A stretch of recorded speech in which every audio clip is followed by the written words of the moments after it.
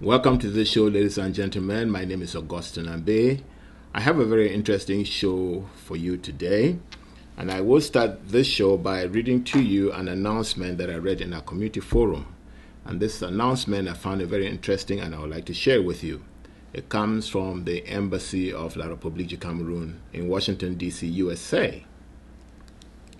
So here's the announcement. It says, Leadership. Ambassador of Cameroon will speak to the community to address different services, concerns of the community, inviting participants to Zoom video conference with His Excellency Henry Etondi Esomba, Ambassador of Cameroon to the USA, on the theme Bonding with Cameroonian Diaspora in the USA. Take note of this. Bonding with Cameroonian Diaspora in the USA. Saturday, November 21st, 2020. Then it lists other dates for the East Coast, the West Coast, and all that. There's another one just for students. It says participants are asked to provide their names and telephone numbers to attend the upcoming conference with the ambassador by Thursday, November 19, 2020 at 4 p.m. So this is the Zoom that I read. This is a Zoom meeting that was advertised on our community forum. And it's alarming. You know, I asked you to pay attention to the theme. I'll read the theme again. The theme again is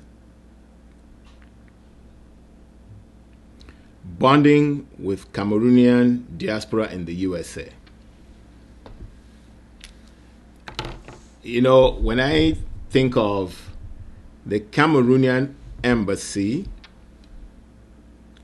I think of the Cameroonian government, because the Cameroonian embassy is a direct representative in the United States of the Cameroon government, and we know exactly what the Cameroon government is doing to Ambazonians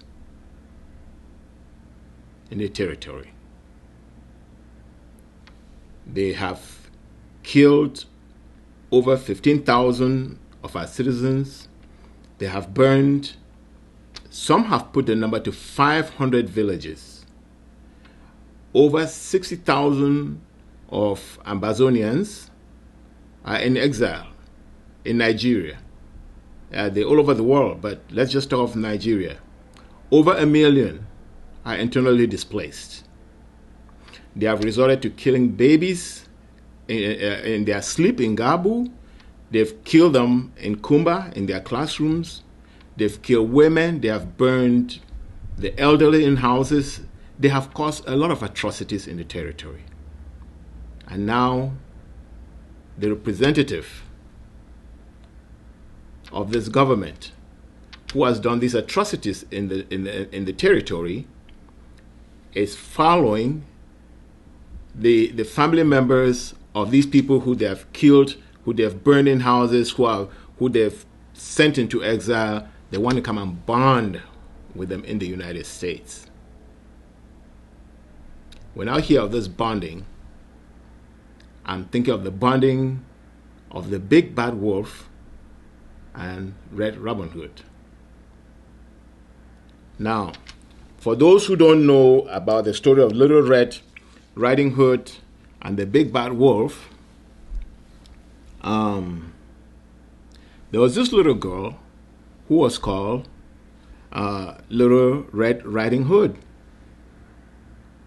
whose mother lived in the woods, in the forest. So one day, she went to visit her grandmother. When she went, she knocked at the door.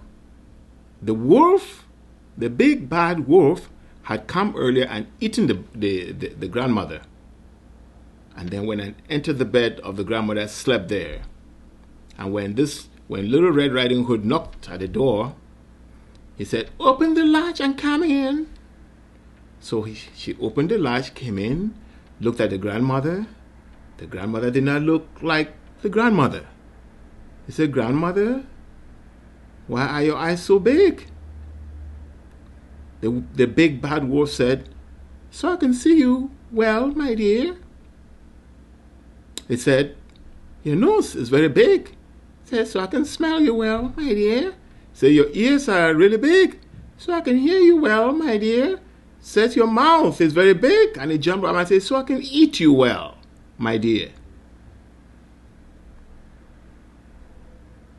So when I hear about the bonding of the ambassador of La République du Cameroon to Ambazonians in the diaspora, that's the story that comes to my head. It should be the story that comes to your head, because it is the big bad wolf coming to bond with you, and you should know what that means. You should know what that means. You know, if you look at the war strategy of La République, they have always, since 1961, they used their army to come and take over the territory, to come and take over Ambazonia. Even before it was one of the first things they did. They used their army and their gendarmes, and they came, and our police and mobile wing tried, but the British did not equip us. They did not give us an army to fight an invasion like that. So they took over.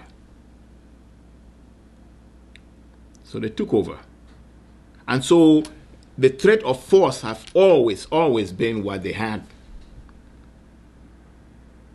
But in 2017, 30th November 2017, Paul Biya came to the airport in Yaoundé, declared war on us, marched with those troops, and since then it's going to 2017, 18, 19, we're in 2020. Ending of 2020. And they haven't succeeded. That weapon has failed.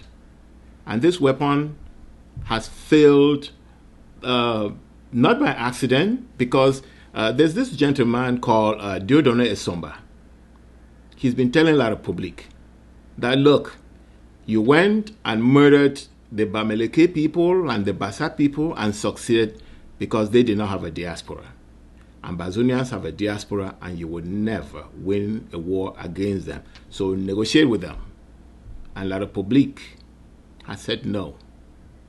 And that's why they have done all the atrocities I've just mentioned. They've burned villages.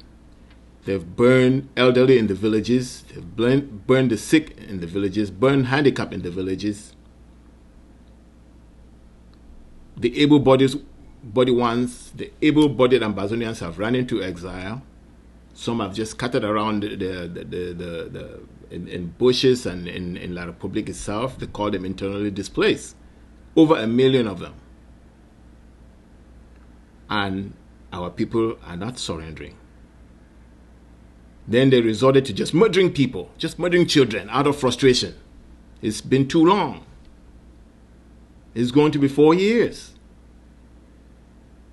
So they're doing all kinds of atrocities to break our will. I want to tell you something about a will. In revolution, sometimes the will is all that you really need to defeat the enemy. Okay? So La République is looking for a way to win this war. And to win this war, there's an internal strategy and there's an external strategy. Remember that when the war first started, La République sent its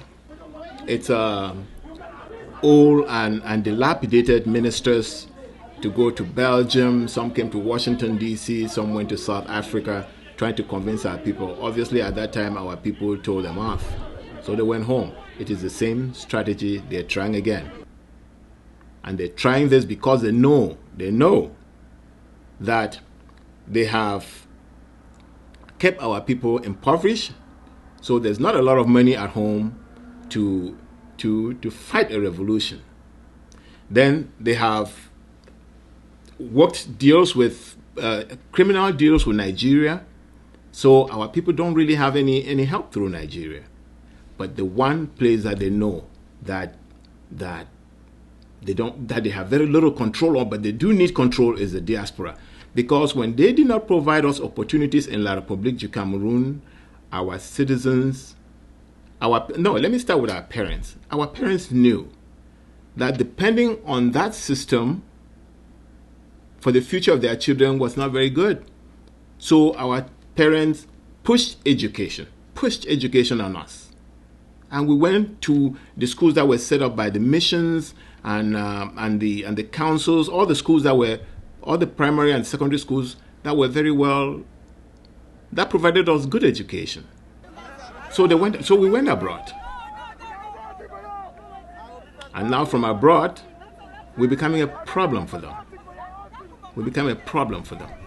Because, like I said on other shows, until we get broke, we will not stop supporting our people who are fighting for their dear lives back in the territory. And so that is what La République is trying to break right now.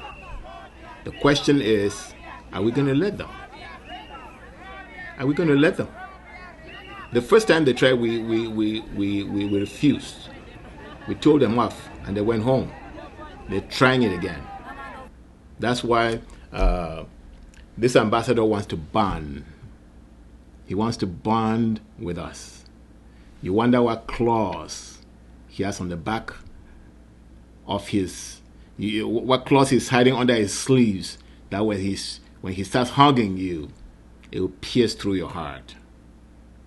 But I just want to let our people know that this is not a bonding we want. Don't give your information. Don't give your name. Don't give your information to the big bad wolf. They're not friendly wolves. They're not friendly wolves. They've murdered our families back home. They're trying to break our will. They want to come in. They've already done that in other ways. But we're still resilient. You know, if you look at the contributions we've made, and those contributions never went down. I think they have a hand in that whole process where we contribute monies and the money never make it down to the fighters. But they know that money is making it to the fighters because the fighters keep going. The fighters are well funded. Well, not as funded as they should, but they are funded. And like I've said in the past, until we stop working in this country, until we start working in America, in Europe, in South Africa, in Asia, all over the world, our people will be funded.